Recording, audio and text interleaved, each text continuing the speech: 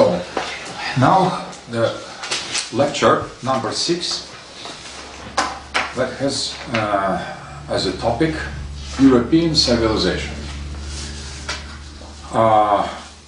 So we are now we put aside other Indo-European society and we concentrate on European history and European cultures and European people. So now it is clear that European civilization is based on this superposition of two essential horizons and has as its center the main problem, the problem of Dionysus and its interpretation. So that European history is Titanomachia or Noomakhia, and the basic conditions of this Titanomachia was this, the fact of this coming of Iranian Indo-European cultures with Kurgan culture in the field of the Great Mother, civilization of Great Mother.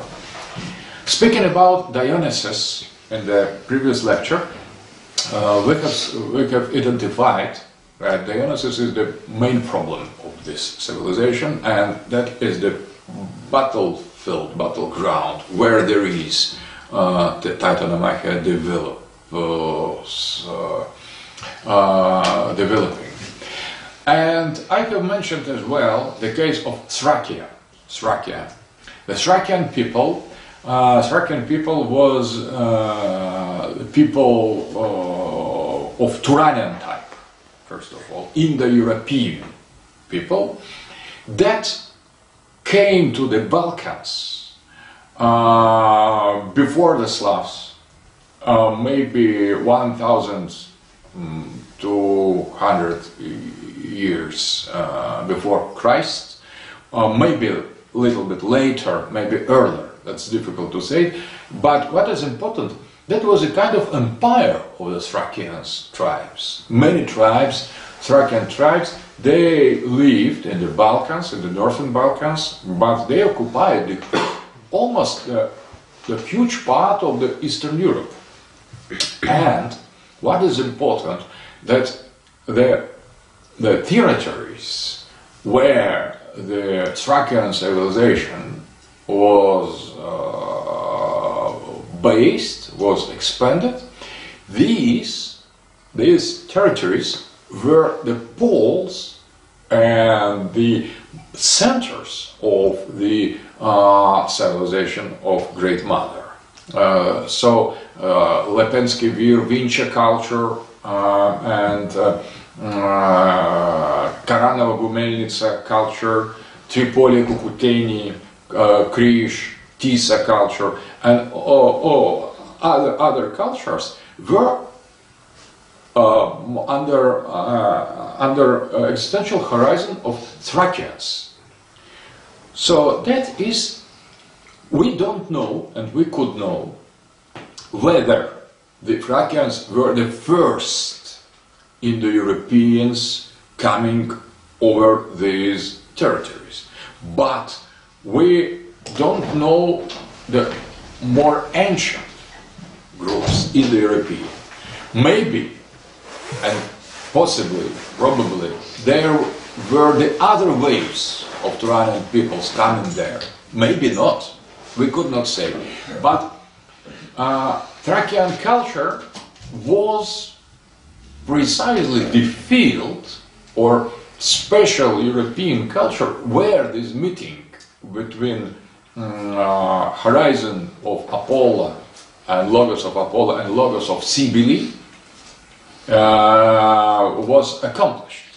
So that was the culture of meeting, and Slavic tribes that came much later in the Balkans, they have assimilated and included the Thracian elements inside of their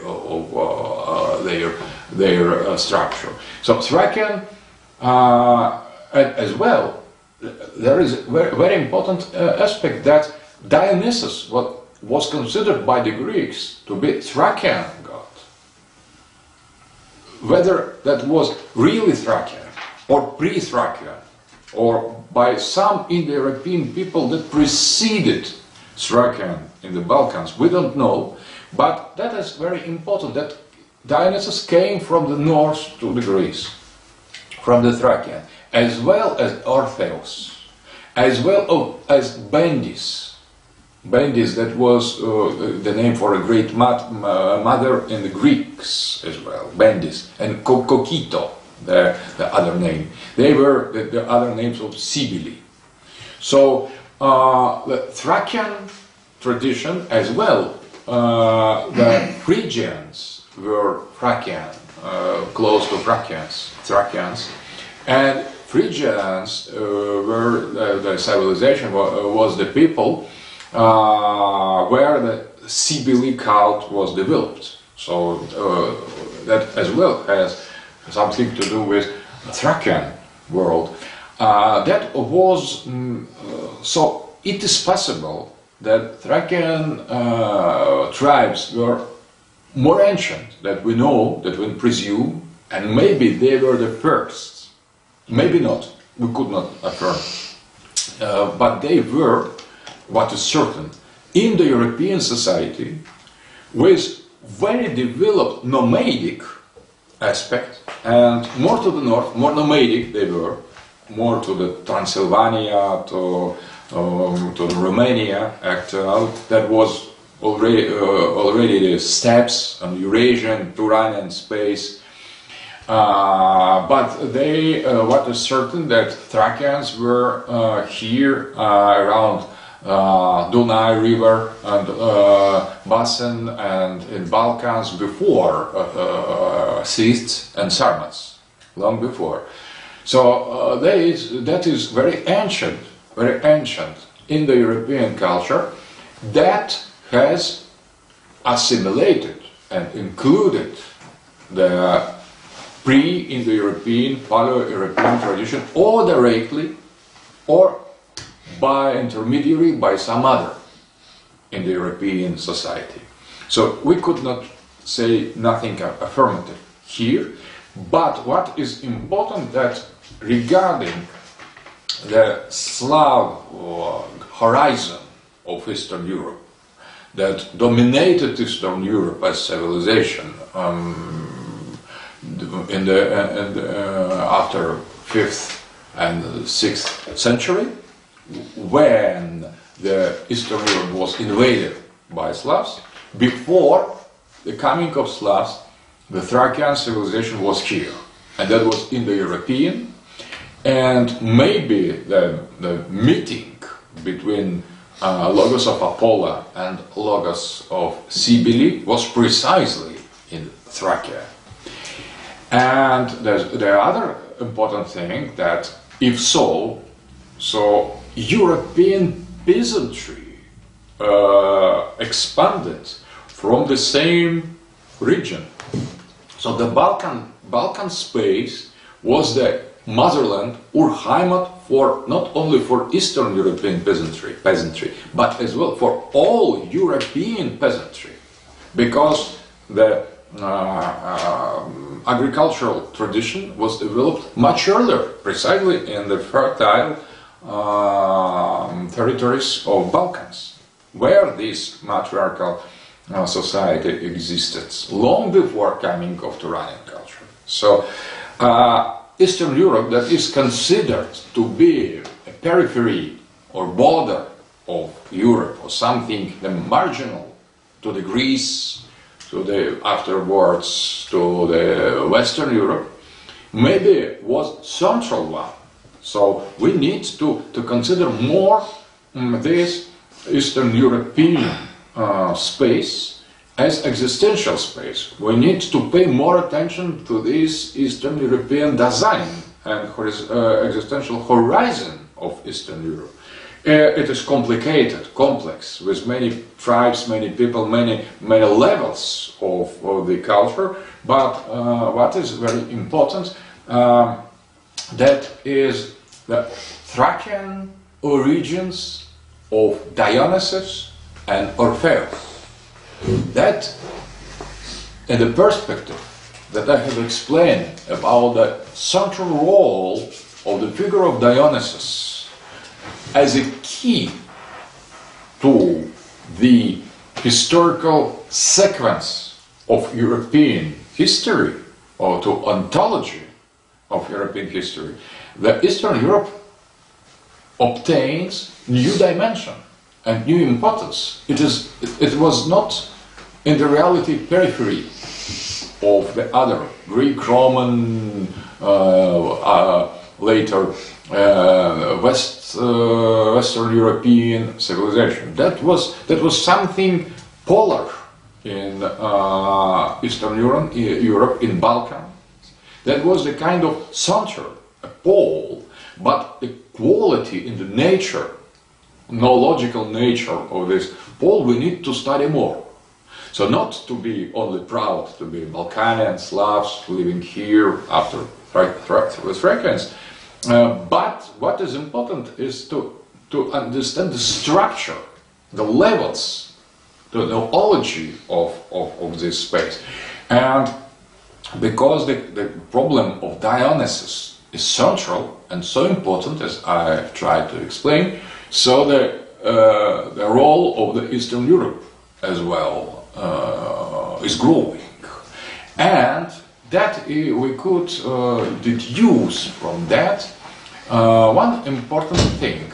We could deduce that we know Eastern Europe, Thracian, Slavic, Balkanic space, as a kind of continuation or result or periphery of the Western Europe and Eurasia, Russia, or Turanian space. But there is absolutely new kind, Dionysian kind of Eastern Europe, where this meeting that is key event in the ontological and semantical history of the Western Europe was produced. So Eastern Europe is not the periphery, is in some way the center and the pole. And regarded as such, but in a very special way, not in any way. So, but regarded as such, we need to concentrate more on the motherland of Dionysus, because it is precisely the motherland of Dionysus.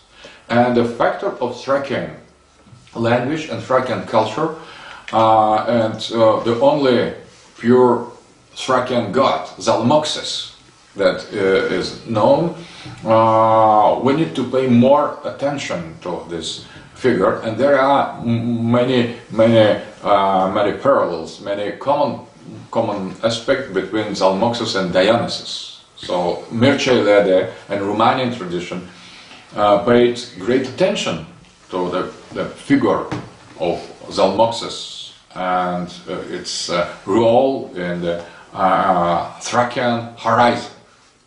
So the Thracian culture, as well as a matriarchal culture before Thracians, of the civilization of Eastern European Great Mother, didn't disappear. It has entered into the peasant tradition, Eastern European, and expanded with the peasantry through all Europe. So that is very interesting. Where we have the peasants in Europe, we have the continuator, the descendants from the Balkanian motherlands. So we could speak about peasant design, special kind of third function that conserved cultural lines of pre-Indo-European tradition, and one of the first Indo-European society that has integrated these elements were Thracians, and after them all the other. Maybe we should pay special attention to Illyrians as well, because they lived here with to the Western Balkans with Thracians, and according to some historians, the space of Illyrians reached to the Baltic Sea. So they maybe Illyrians lived as well far to the north before the Slavs came there. But we know too little about these two people, but we could deduce some things, starting interpreting correctly Southern Slavic tradition, because there is continuity, cultural continuity, because all the peasants we know, maybe after the thousands of years of Indo-Europeanization, they were originally Balkanic. So peasantry is Balkanic, and peasant design, peasant tradition is in the roots, in the depth Balkanic. So that is very very important. So now we could consider European space and to say some words about different lesser existential horizon of the great European space. As we have said already, there is the huge Indo-European Turanian space that includes almost all Eurasia, from the British Islands to the India. And that is the greatest Indo-European existential horizon. There is European existential horizon on the western, but European including that includes as well Eastern Europe. But we could as well change the scale of knowledge and geosophy and try to consider the lesser scale. But now we know what we're seeking for. We are seeking how each society solved or is solving the problem of Dionysus. So that now our search is much more concrete, trying to understand or decipher or interpret hermeneutically one on other European culture. We are searching the noological balance and the moment of Noomakhia in any society. So, for example, starting with Greek tradition. The Greek tradition, it is based on the absolute victory of the Logos of Apollo. But this victory, as I have mentioned yesterday, was not immediate. So Hellenistic tribes, Ionian, came to the Balkan and the Peloponnese in the waves, controlling or overcoming the existing matriarchal civilization. But at the same time, there was exchange of the elements, and some Greek territories conserved this Indo-European vertical, trifunctional, purely patriarchal structure, and some have lost it because, or some elements. So we had Minoan and Mycenaean cultures where there was the mixture between patriarchy and patriarchy elements, and only the last wave of the Hellenic tribes coming from the north, from the Macedonia, Dorian wave, the fourth tribe of Hellenic, brought with itself decisive apollonism, decisive pastoralism, and destroyed Mycenaean culture and introduced the purely Turanian style, and that was very important. That is reflected in the Sparta, that is more Dorian than Ionian Athens, and the dualism of Greek culture between Sparta and Athens Athens was Ionian and Sparta was Dorian, and that was as well the dualism of the balance of Noomakhia, because in Sparta the logos of Apollo was clearer and more powerful, and in Ionia and Aeolia and Athens, in the Anatolian Greek colonies, the power of this vertical logos of Apollo was lesser.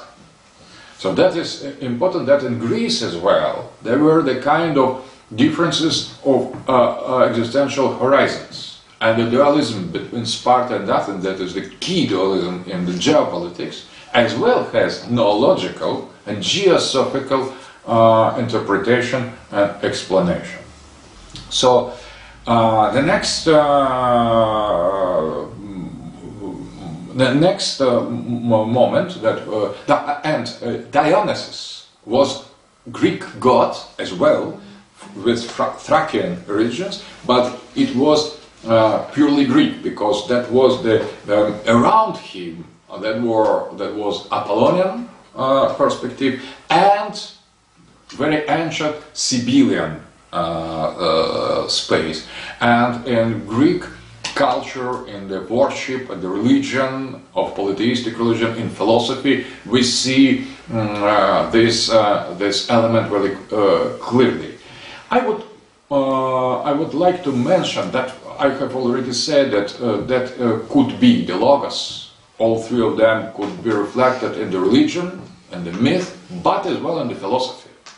And the logos of Apollo is reflected in the perfect, in the almost absolute, the best way in the Platonic philosophy. Platonic philosophy is the absolute version of the logos of Apollo, as well as logic of Aristotle, that was the disciple of Plato, and his part of his teaching of Aristotle as well. We see the logos of Apollo in the purest and formalized version. There was the logos of Dionysus in Heraclitus, that is dialectic, that is, as we have called that, the dramatic nocturne. That is Heraclitus philosophy, that is based on the cycle, on the war, on the cycle, on this dialectic between eternal and what is in time, but that is not materialist. So Heraclitean belongs to the Dionysian aspect. As well, the part of the teaching of Aristotle, physics and rhetorics, belong as well to Dionysian logos, because they are dealing with paradox of two in one, form and matter in one thing. The thing is double and is one. So that is not Apollonian. Apollonian is one is one. One, that is that, and not the other. If there is something that is that and other, we are dealing already with, we are shifting to Dionysus. So that is the great error to consider the physics of Aristotle as the logic of Aristotle. But there is two vision in Aristotle. There is Apollonian side of Aristotle, that is logic, and that is Dionysian side of Aristotle, that is physics. And what is interesting, we are dealing with completely erroneous understanding of Aristotelianism, because we are trying to apply logic to physics, but and we are working with physical mathematical object. There is not such object in the reality. There is mathematical object that is purely Apollonian, and there is physical object that is purely Dionysian. Dionysian. So, from that follows very important remark, that in order to study physical world, we need to apply not the logic to this world, but rhetoric. And rhetoric will be more strict science and more precise science of the physics. We need to use Heraclitean concept, dialectics, rhetorics. Rhetorics, it is a kind of violation of the law of the logic. In rhetoric, we are saying the things that don't correspond exactly to what we pronounce. That is irony. Irony is the main figure of rhetorics. Irony. So we are saying one thing, but we are meaning the other thing. For Slavs, it's very clear. Our language is rhetoric, ironic. We are living in an ironical culture. We never say what we mean. We say one thing, mean other, make third, and with the result is fourth. Heterotelic. That is a classical rhetorical ironical society. Well, we are ironical people. All our speech is based on irony. But irony is the main figure of the rhetorics. So irony is violation of the laws of logic. For example, metonymy. Metonymy is the figure that we say as how many heads of cattle we have.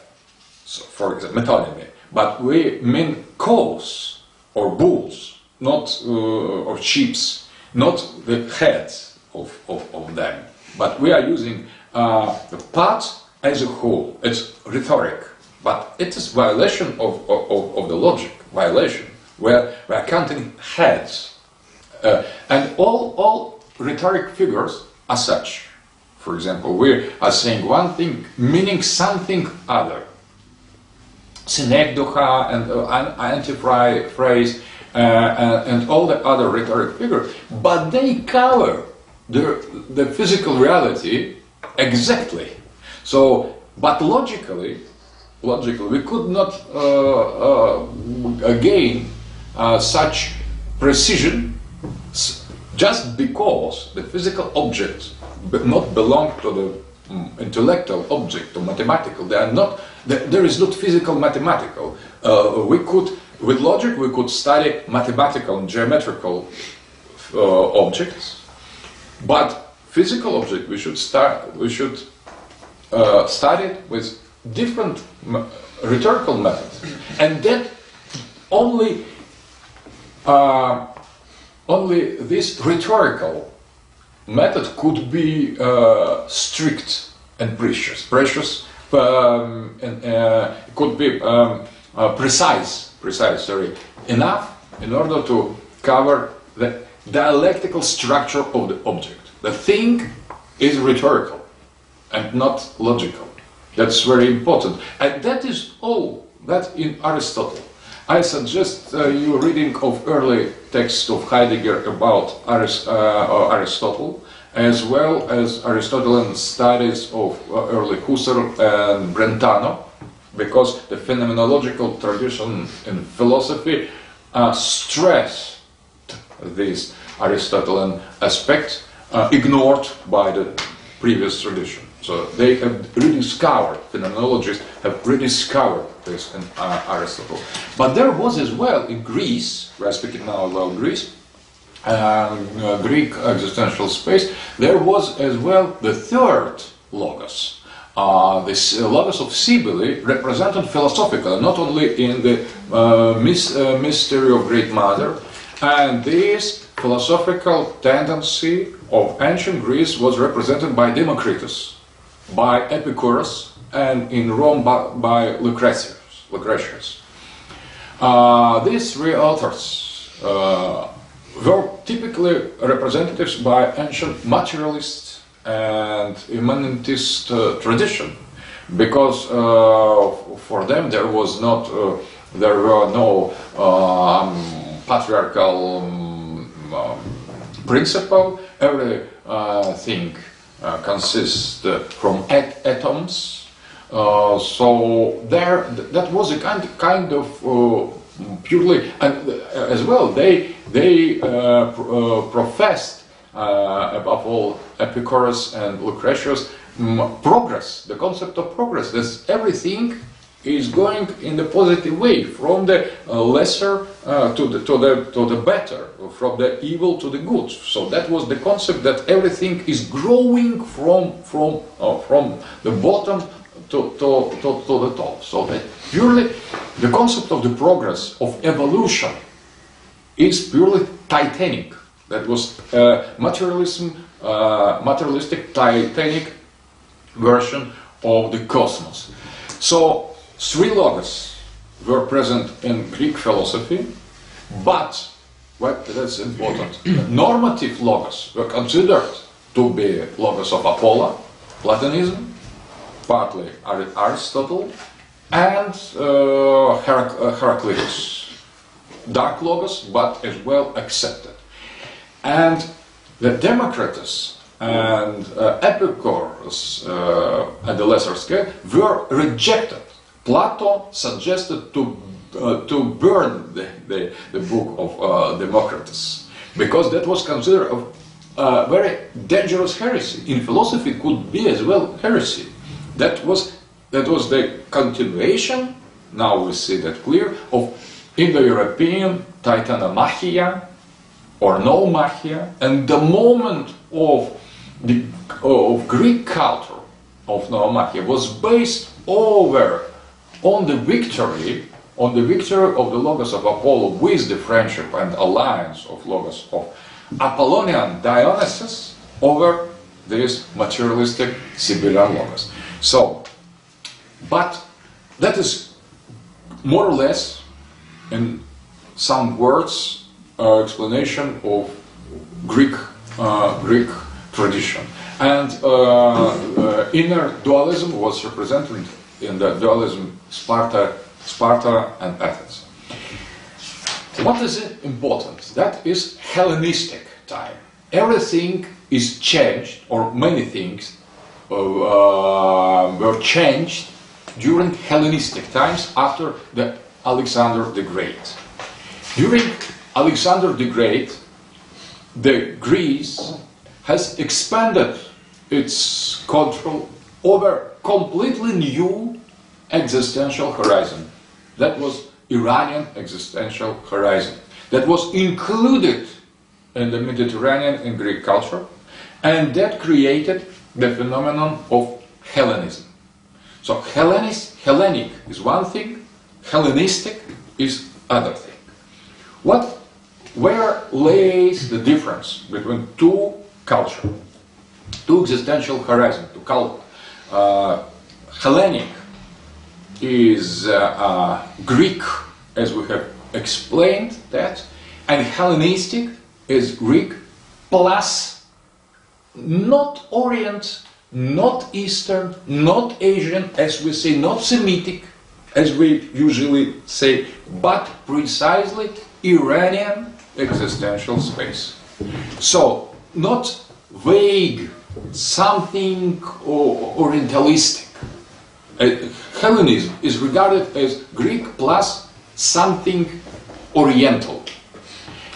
If we study correctly this phenomenon of Hellenistic civilization, we discover very important thing. The Hellenism is strictly Greece plus Iran, not Greece plus Egyptian, Semitic, Eastern, Indian, in the general sense.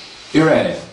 Because Iranian civilization was not only the culture of Iran, that was culture of Achaemenidian Empire that included in itself as well Egypt, Semitic tradition, and transformed in its Iranian logos all these ancient culture.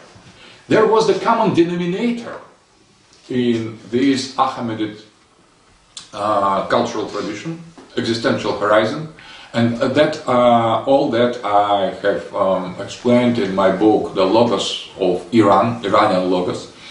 Iran has included all the previous cultures and transformed in the context of its own dominating Zoroastrian Mazdaean concept. So we are dealing with Egypt, with Semitic world, with Babylonia after Achaemenid Empire, not directly, but through Iranian concept. So they were Iranized, what we are calling Egyptian, Semitic, Babylonian, in the reality were Iranized version of this tradition.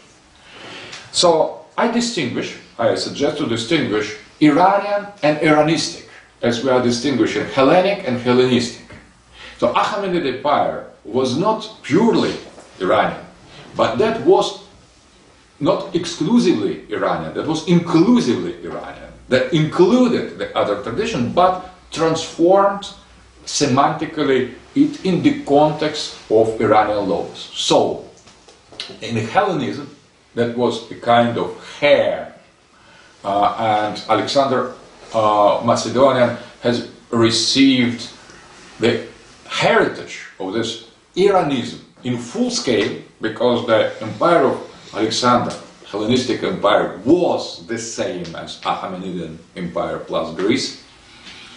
But that heritage is almost always ignored.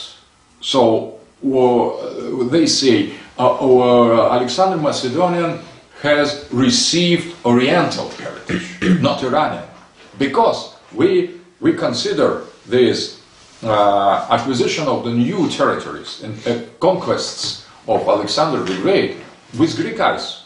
In that sense, we are all Greeks. We European, Russian, Serbian, French, German, we are Greek, because for us, Greek history is our history, Iranian history is the history of others. Never we consider Iranian history as our history. So that was conquest of us against them. And they were not so clearly distinguished. So we should overcome them, include their cultures, but we don't go into the details of what we have acquired. They were conquered culture. But if we consider that in the perspective of Iranians, everything changed.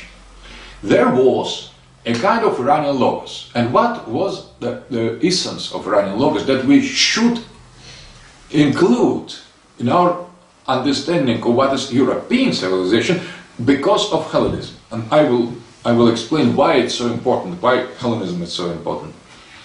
So, Iranian Logos is based on the main principles. First of all, that is the war of light.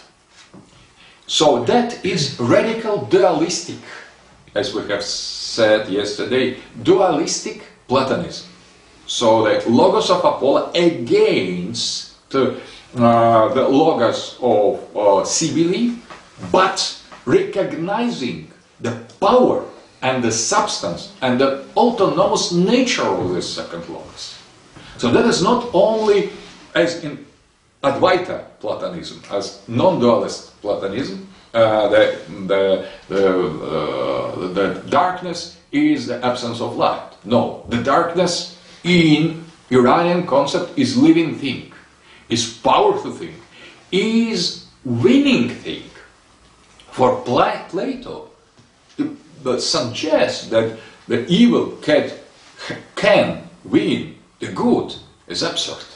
It's absolutely impossible. Because in the world of Apollo and Logos of Apollo, there is the eternal victory of the light over darkness. Darkness doesn't exist. In dualist Iranian version, darkness exists. Darkness is God, but the other God. So the night is. The night is powerful and night can win. So there is, and the fight between them is for the first time, comparing to the Platonist and Logos of Apollo, is serious and something dramatic, something that you can lose. So that is completely different attitude towards life. That is Apollonian. So Iranian, to be Iranian is to be the bearer of light for the Iranians. So there is no other definition of Iranian. Iranian is the son of light, put into the field of the darkness in order to fight. So that's extremely dramatical version of Logos of Apollo, with recognition of the substance and the reality and the power of the Logos of Saviour. So it is Iran purely, and in Iranian self-consciousness, Iranian identity is based on the concept that only Iranians are pure, the people of light, and all the rest, including Turanians, are people of darkness. So that is a kind of metaphysical racism in Iranian tradition, purity, and that was the situation of the permission of the incest. Incest is strictly prohibited in any kind of culture, in primitive, in developed, not in the Iranian, because the concern to conserve the purity of the Iranian soul, Iranian body, Iranian blood was so great that overweighted the prohibition of the incest and the marriage between the sister and brother, or son and mother.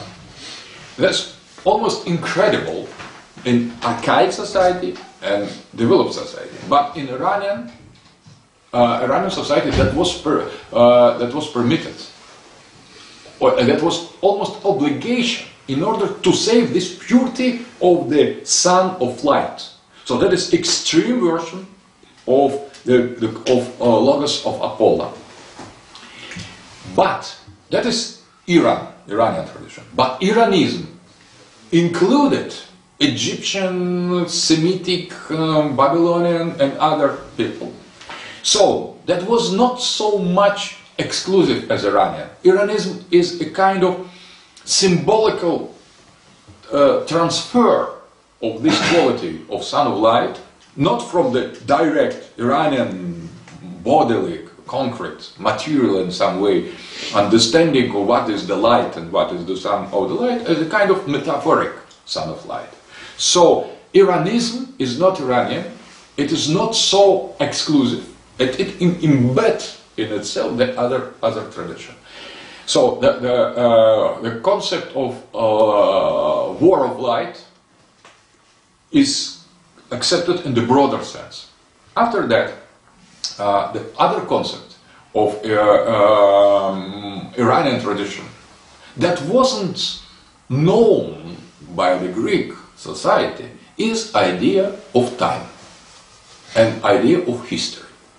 Because in the Platonic version, there is no history, there is no time as something important.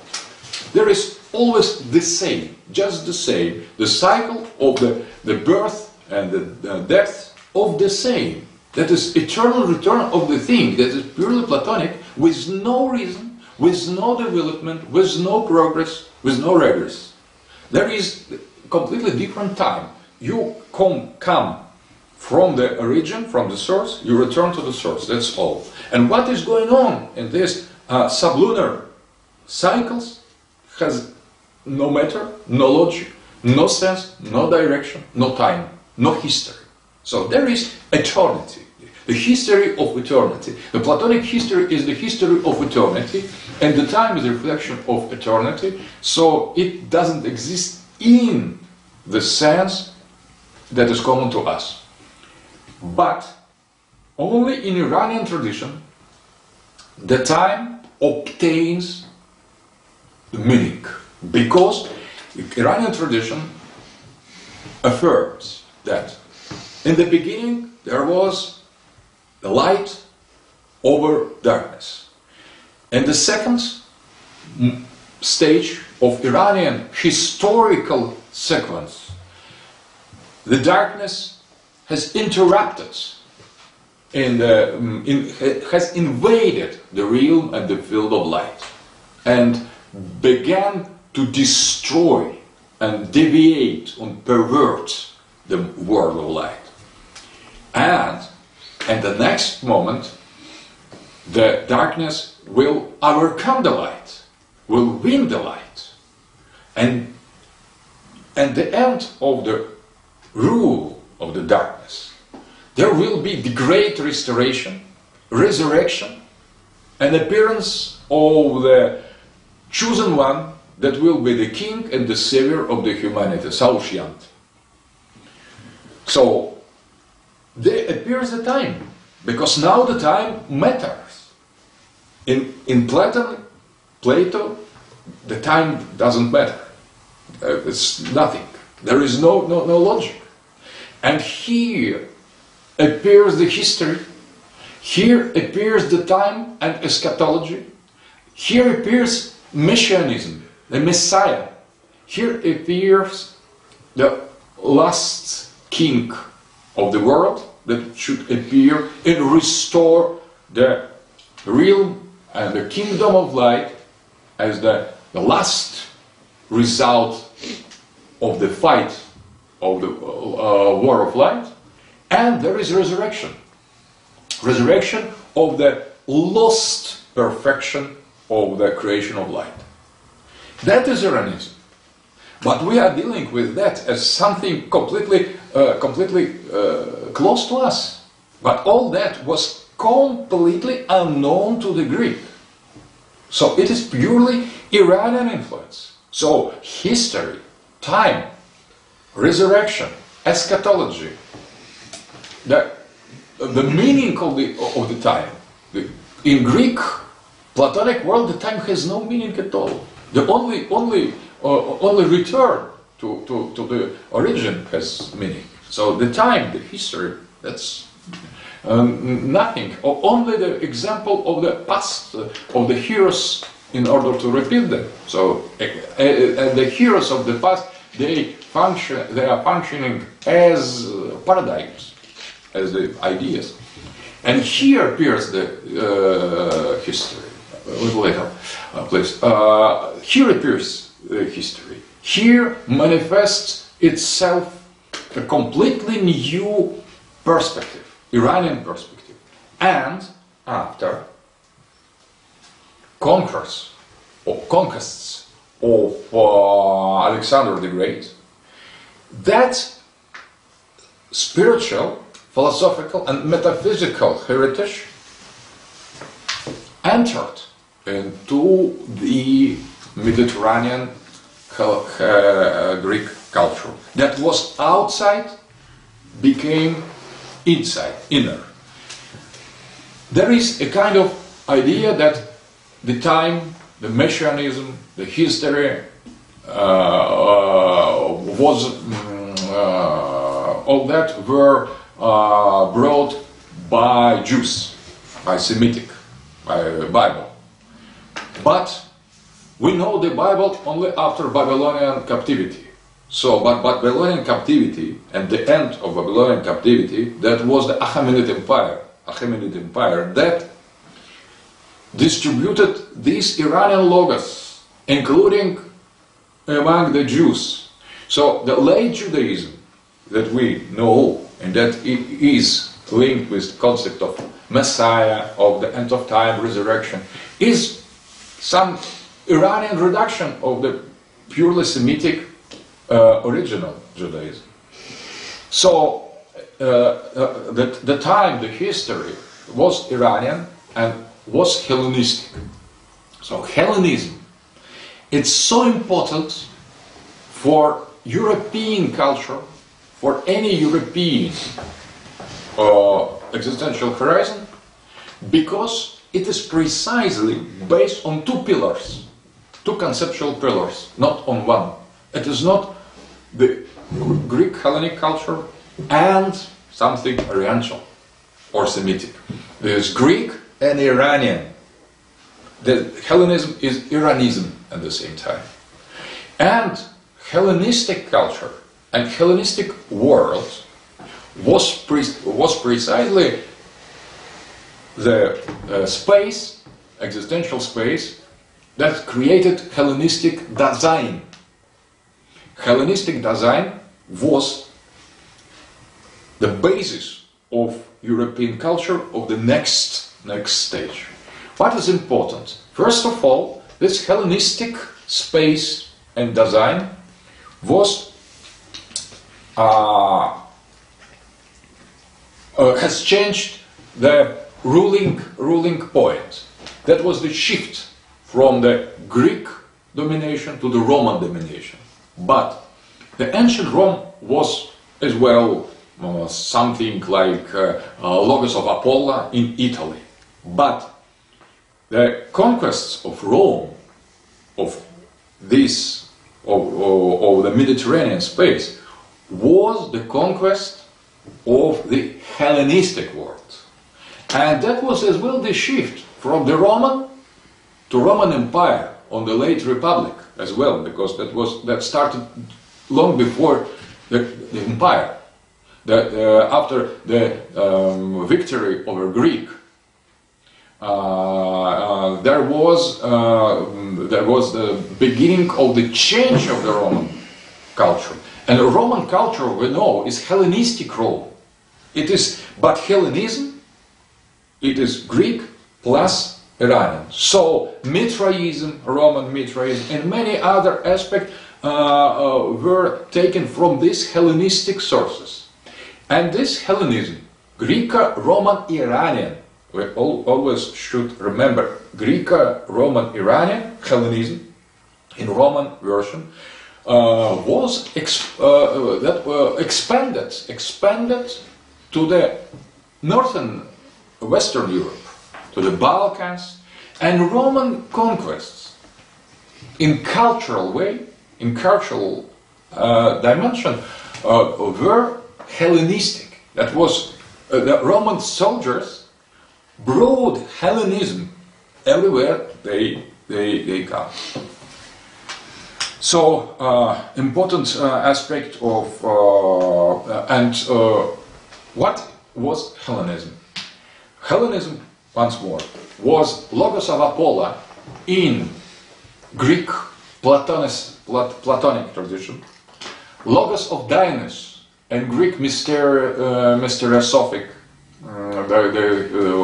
as well Heraclitean tradition, Logos of Apollo in Iranian version, in dualistic version, with time, with concept of war of light, with Messiah eschatology, and no Logos of Cybele. The Logos of Cybele was present in the depth of this existential space, but was not represented clearly. Only maybe in some Pergam and some history of the Sibyl's prophecy in order to overcome Carthago, to put the black stone of Cybele from Phrygia to Rome, but that was more or less marginal. There was a kind of matriarchal cult in Roman, in Hellenistic Empire, but they were not dominating. The dominating culture was Apollonian, Greek Apollonian, Iranian Apollonian, and Greek Dionysian. But precisely this Hellenism was Roman Empire culture. And that was Christianity, because the Christianity was constructed over this space. And that has continuation, logical continuation of the same culture, crystallization of the Hellenism in Roman, Greek, version. And Iranian aspect in Christianity was crucial. That's important. Tomorrow we will develop this point. But now we see this Roman Hellenism with domination of Logos of Apollo. That was conserved with some aspect of Dionysian culture up to modernity. The Latin Logos, the Logos of Roman Logos, Roman Empire Logos, is Hellenistic, is Roman in its deepest aspect, but Hellenistic and so Greco-Iranian in the next level, and that was the with some aspect of dualism. That is, Roman culture was more stressed and accentuated than in Byzantine Christianity. So Saint Augustine was Manichaean in his use, and Manichaeism is the form of Iranism. Iranism, it is dualism and so on. So there is something Manichaean and Iranistic in Rome, a little more than in Byzance, where there is balance, much more Dionysian, not so, or not dualistic Platonism in Byzance, and dualistic Platonism in Rome, in the Latin, in Catholicism, comparing with Orthodoxy. So there is, but nevertheless, the Roman Catholic Empire was based on the Logos of Apollo, with more dualistic, maybe less Dionysian, but at the same time purely Indo-European. And that was the destiny of Italy up to the last time. So conserve this Logos of Apollo was a kind of moment of Noomakhia for Italy, to be the place where the Rome was, to be the center of the Roman Empire, to be invaded by the, as well, German Indo-European tribes, to create a new state, but stay true to this Christian in Catholic version source, to this kind of Christianized Hellenism up to the end. And the last form of this, in the very modernized and perverted way, was the Italian fascism. That was continuation of this Apollonian attitude, vertical hierarchy in the modern version, but that was the kind of straight line. So the fashion was the Italian fashion was the last sound of the sea. Before that was the Trident Council, where the Catholicism refused to go in the Protestant way. So defense of this Catholic identity or Apollonian Roman identity, that was the kind of destiny of the Italian existential horizon. So, and that is what is interesting, that that was not only caricatural in the fashions. There was a caricatural aspect of Roman tradition in fascism, absolutely, as everything in modernity is caricatural. But at the same time, there was something logical, continuation of this Roman tradition in a very special way, but continuation and defense. Next existential horizon of Europe, France. That is Celt tradition. What is particularity of Celt existential horizon? The power of the feminine principle, the power of mother. So Celt tradition is has fresh roots of matriarchy. So their Celt Christianity was much more feminist friendly. There are many legends and myths about the island of mothers, and the death was considered to be feminine, and maybe partly the Middle Age, the tradition of knights of Middle Age with the cult of Amor, the love, was based on these Celt traditions. There is Denis de Rougemont, the author, very interesting, that tries to follow, to study the sources. Denis de Rougemont, he has written the book that is called The Love and the West, L'amour et l'Occident, where he studied the sources and the roots of the tradition of glorifying love in the knights culture, the culture of knights in the Middle Ages. So that was as well Celt influence with very strong presence of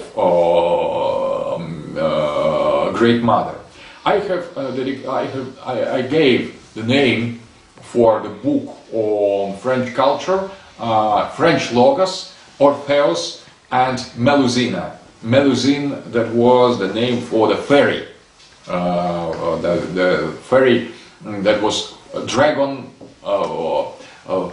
feminine dragon, woman dragon in Celt mythology. So that was, and Orpheus as well was the figure, Thracian by origins, very important for French culture and Celt culture, because the idea to go down to the center of the hell in order to save or to meet with the feminine principle that resides in the center of the hell, that is a kind of destiny of the French culture in the best aspect and the worst aspect. So that was the kind of journey to the center of the earth in order to discover the femininity, the mother. So German Logos was quite different from Celt. It was heroic, it was warrior, it was apollonic, and that was the fight, a little bit as in Iranian case, against the chthonic power. So that is everlasting fight. So to be German, it is the same as to fight.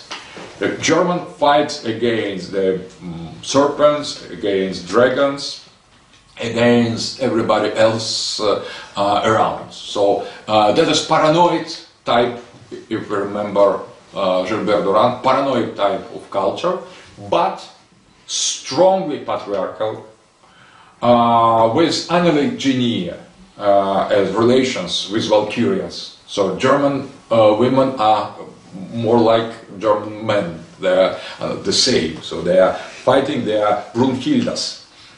So that is a kind of heroic society, and destiny. It is defied against titans. But when the Germans follow this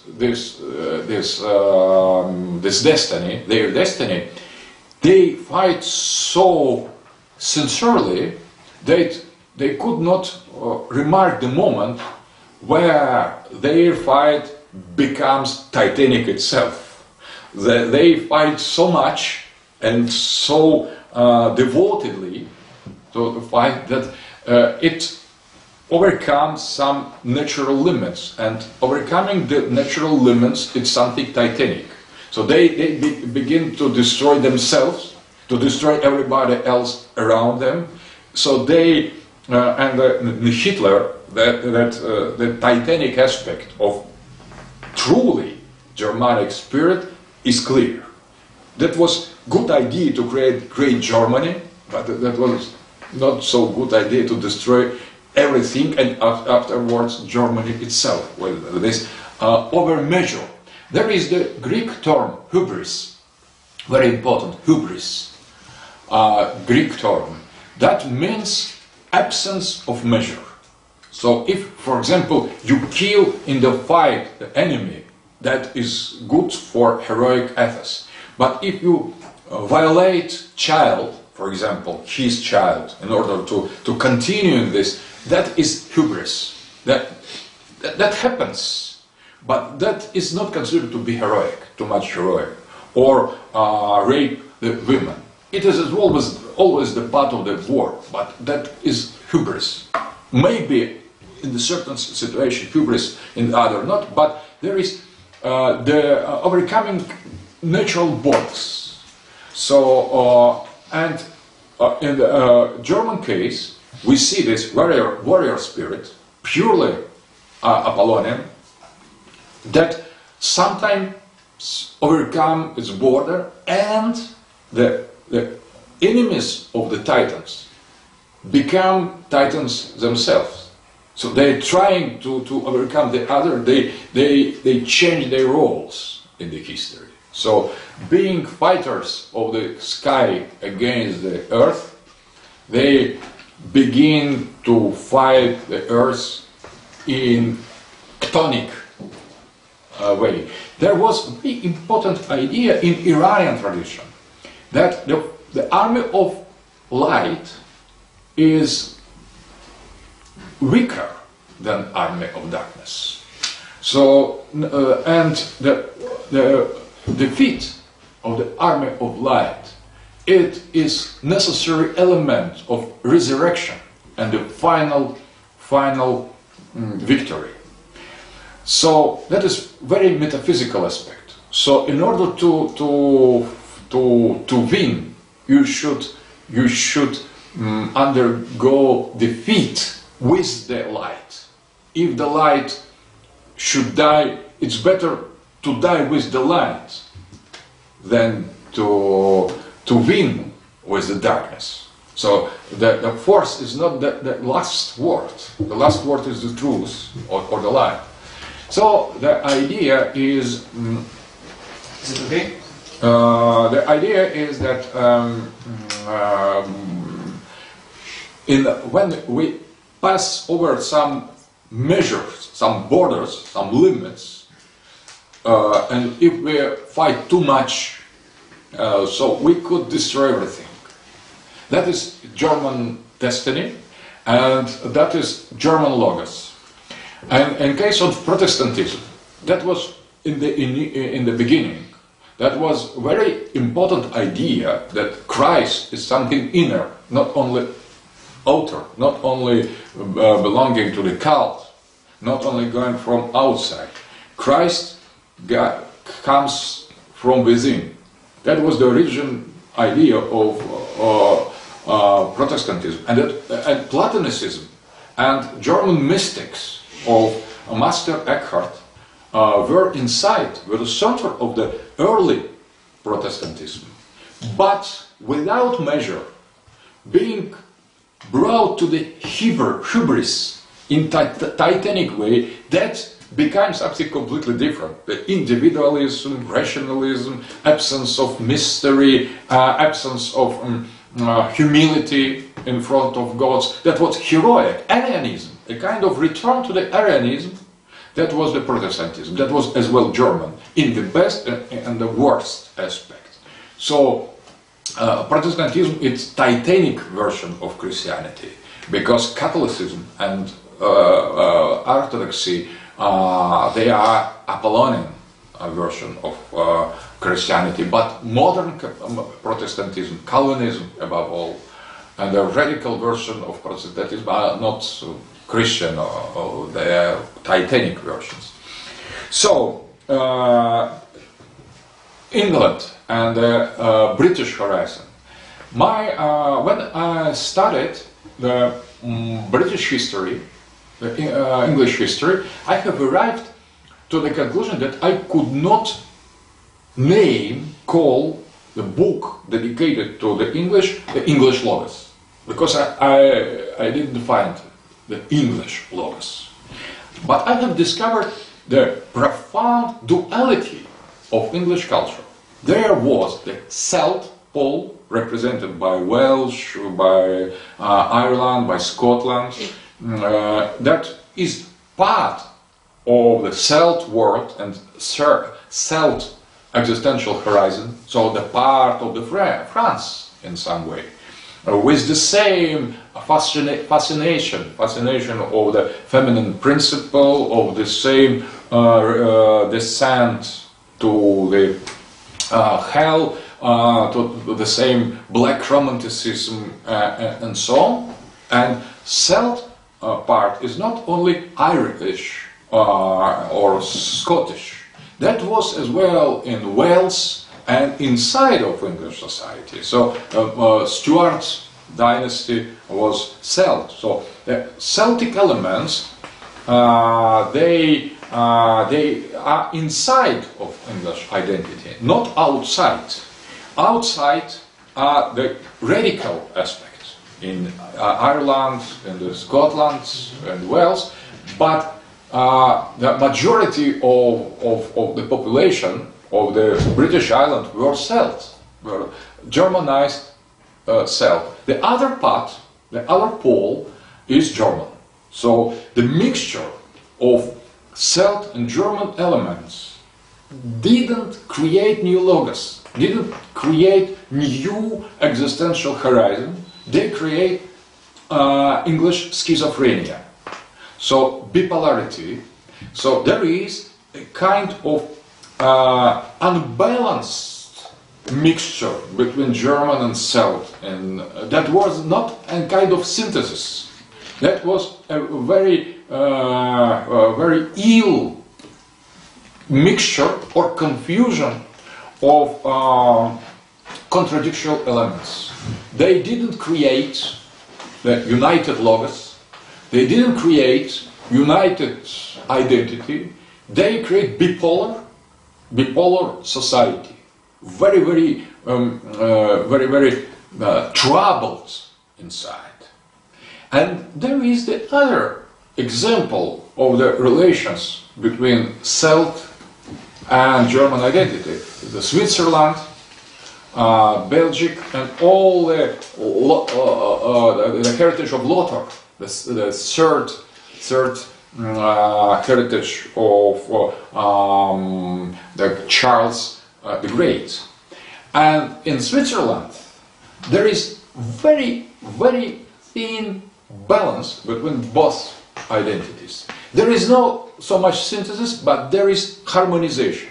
And what we see in England, there is absolutely disharmony, absence of any harmony. There is very aggressive German part and very depressive Celt part. They don't form the whole, something holistic, something integral. They form bipolar entity with deep conflict inside that could not be resolved innerly, so it expanded as British Empire. So it was expanded as a kind of explosion of these two contradictory identities. That they didn't create the logos. They create a British Empire, capitalism, imperialism, liberalism. But all that is, it is not, if, for example, Celt logos, French logos, is much more Dionysian with many aspects of the black Dionysus. If German logos is Apollonian, with possibility to change the situation to the Titanic aspect, English culture, English identity took the black Dionysus and Titanic aspect of German logos, united them in a very conflictual way, and expanded over the planet. So that was the kind of not colonialism, but colonization of illness that wasn't cured inside, and that couldn't be cured, and that is manifested in the main myth of England, the fight of two dragons, the red dragon and white dragon. That was the beginning of the history of England. The fight of black red and white dragons. Red dragon represented Celt identity, and white dragon represents German identity. And they are still fighting.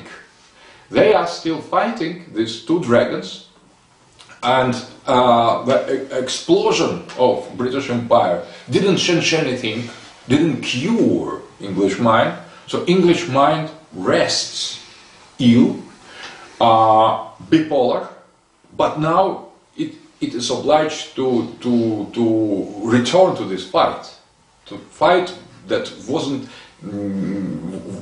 that never ends. But that is a very interesting idea. There is no logos. In France we could identify the logos. In Germany we could identify the logos. In Italy, in Greece, in other countries, not in England. So there is a kind of American logos, North American logos. If, for example, South America is the continuation of the Latin logos with apollonian structure, and that embedded pre-European population, not without the problems, but that was a synthesis. And Anglo-Saxons brought to the North America their illness. They began to destroy the Indians, not integrate them in their society, and they created absolutely ill North American society as continuation of the same problem. But there is a kind of American logos in pragmatical philosophy. There is a kind of solution for them. And pragmatism is North American philosophy, the main. I identify that as a main, that is common wisdom, main trend in American philosophy. But what is pragmatism? It is the idea that there is no normative knowledge about subject, there is no normative knowledge about object, but only there is interaction in practice. If something works, it is. If something doesn't work, maybe next time. So there is no concept of what subject or object should be. What should be matter, the nature, the cosmos, or human soul. We could pretend to be everybody. Elvis Presley, Martians, Anglo-Saxon, everybody. So if it works, so nice. If it doesn't work, it's bad for you. So we could treat the world in any way we want. So that is kind of pragmatical freedom. So interaction, that is why American philosophers try to adapt Heidegger in their pragmatist way. It's not Heidegger, but it's American reading of Heidegger. Precisely because they believe only in what is between, what is interaction, practical. If you could, for example, if you are constructing the time machine in order to return to the other time, you are free to do that, because doing that something could happen. Maybe not return to the time, but you could discover some elements or some knowledge to sell something, or a new bottle for Coca-Cola. So you are completely free to do whatever you want, because there are no limits of object or subject. There is no inner, no outer. It's only interaction. And interaction is practical, pragmatical. If it's good to you, that is American logos, very special. It's not Anglo-Saxon, it is the other kind. And now, in globalist time, there is the kind of loss of this logos, because America could not pretend to be colonialistic, because colonialism is the goal, is clearly defined goal. So now America is not anymore American. They are independent of some other groups. American logos is not so. It is pragmatism that couldn't tolerate any goal. So they could act, something happen, something doesn't happen, you could feel yourself happy or not, but you could try everything. You shouldn't prescribe. So, for example, to anybody nothing. Political correctness is anti-American, anti-pragmatic. So you should not say so. You should say, you can say everything and act how you like, and make the monuments you prefer, or not have any monuments at all, because there is nothing inside or outside, only in the interaction.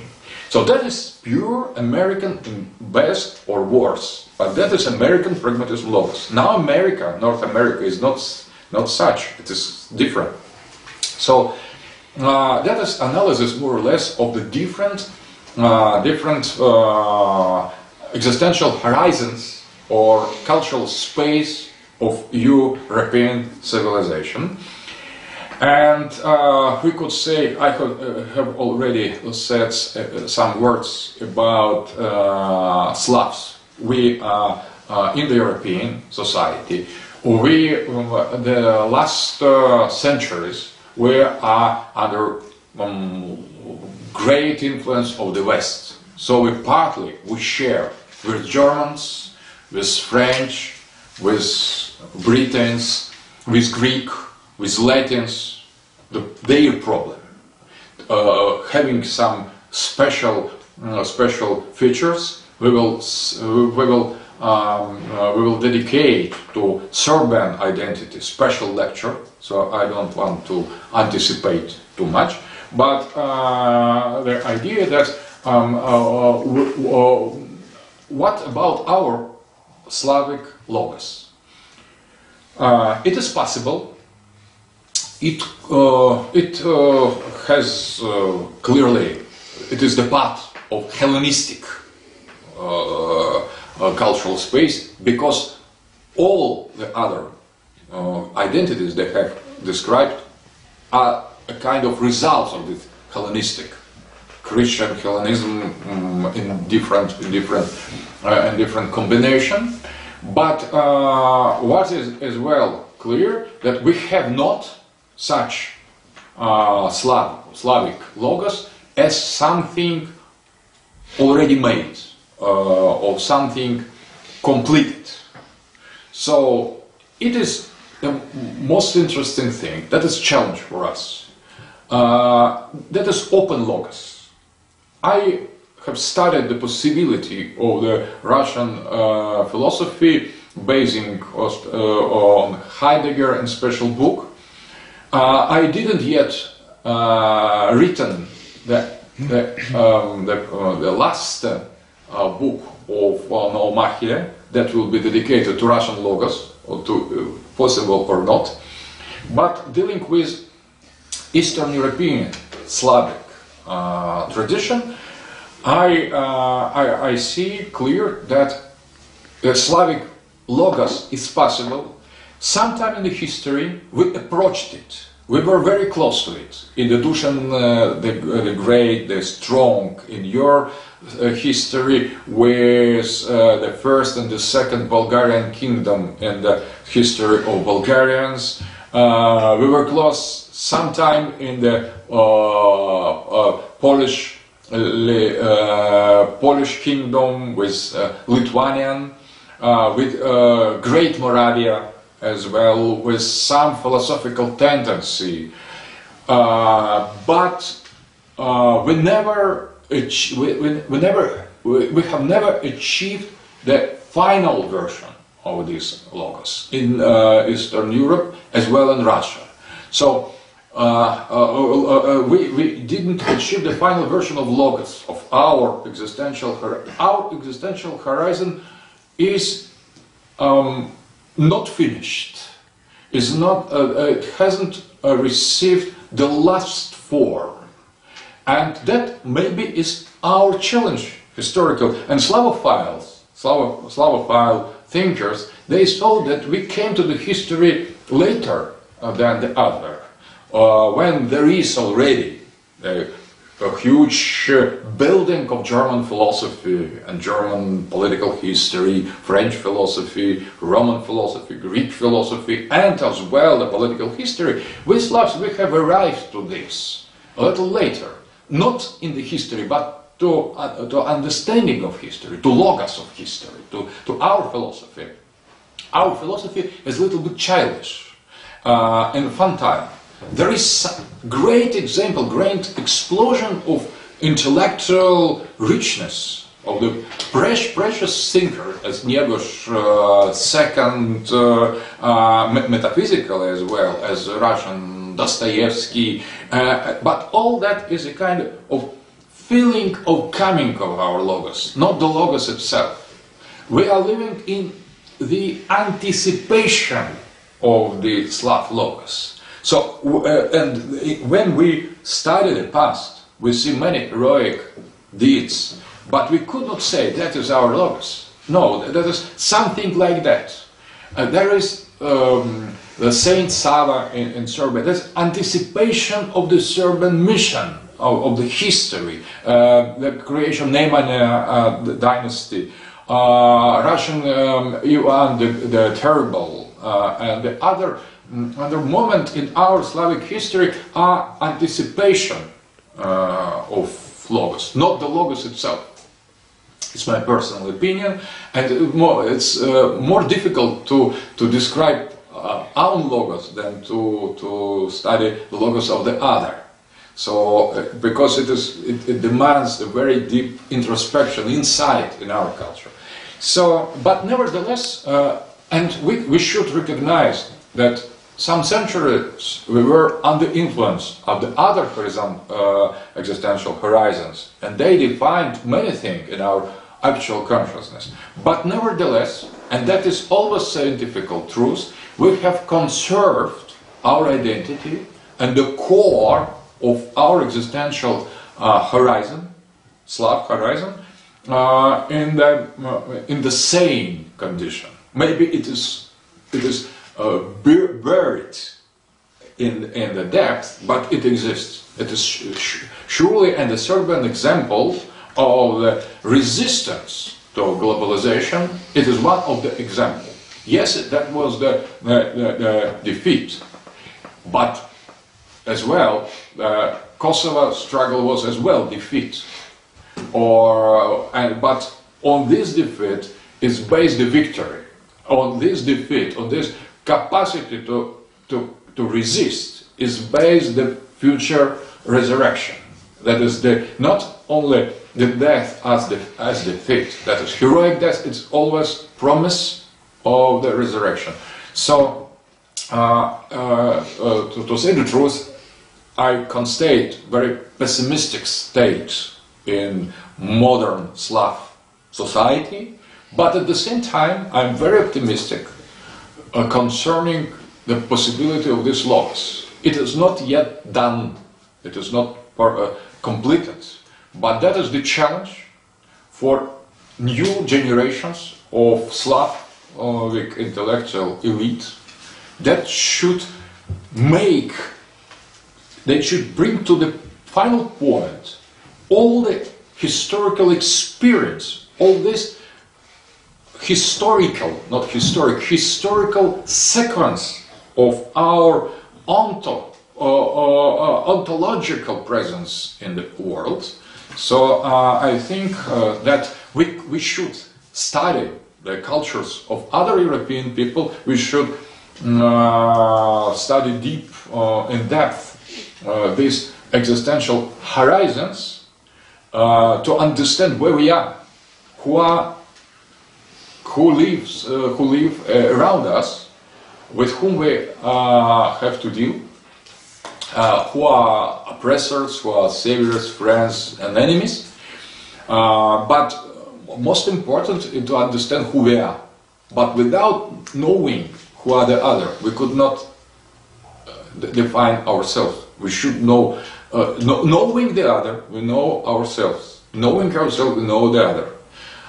So that is, so in order to establish or re-establish or discover this Slavic logos, we need to study as well the logos and geography of European world, Indo-European world, and the other people. So that is the importance of Noomakhia. So, thank you. Questions? You had questions, sorry. Okay. Please. Okay. So you brought up an interesting point about German logos, which is more, let's say, apollonian in nature, but it's also can become titanic over time if there is no measure, if it's a hubris. But I would argue, if I may be so bold, that the German culture and logos has become cybelian in nature after the defeat of Nazism, after that logical conclusion of titanic struggle. Because I was in Berlin a week ago, and merely for 2 days in Humboldt University we had a project. And I visited the German History Museum. And in front of the museum you have an ad, basically, where you have two leather-clad gay guys kissing, and the text says, in Berlin you can switch or choose to see as many landmarks as you can, as many partners as you can. So you compare cultural artifacts with the number of people you can have intercourse with. Then you go to Siegessäule, which is the statue of the triumph over the French in the Franco-Prussian War in 1971. And in the base of the tower you have an inscription which says, this was once a monument to militarism, jingoism, German nationalism, and now it is a monument to tolerance and diversity, and it was once a place where military parades were held, now it's a place where gay parades and concerts are held. So is this a case that the culture is becoming cybelian in nature? Very important point. We will, in the lecture 8, we will discuss, we will make noological analysis of the modernity, because now we're speaking about modern Germany, and to speak about modern Europe, we have spoken about Europe in general. When we will speak about the phenomenon of modernity, of modern Europe, I am anticipating a little bit, there was the victory of Cybele, total victory in Germany, not only in Germany and French. So, and we will follow, we will trace how it occurred, by which stages, where, how, what was the place of Germany. But you are absolutely right about German culture, and not only about European culture. That is the victory of the Cybele, accomplished and almost irreversible. And the feminism not is the beginning of it, it's the end of it. That is a kind of the final name that was given to the phenomenon that was already done. That's, the kingship, the kingdom of the Cybele doesn't begin today. That it is finishing now. That is, it is at the final stage. And Germany, after Second World War, that was clearly Cybelian. You are absolutely right. But the German National Socialism was the kind of preparation of that. That formally that was completely opposite. But in Titanic, or revising the measure, that was not so bad in the idea of to defend German identity. But that was perverted, it was Titanic, and it was hubris. When the hubris is in the situation of the defense of the Patriarchy, with hubris, it changes a little bit its context, and that is preparation of the Cybele that is ruling now. You're absolutely right. Absolutely right. So. Okay.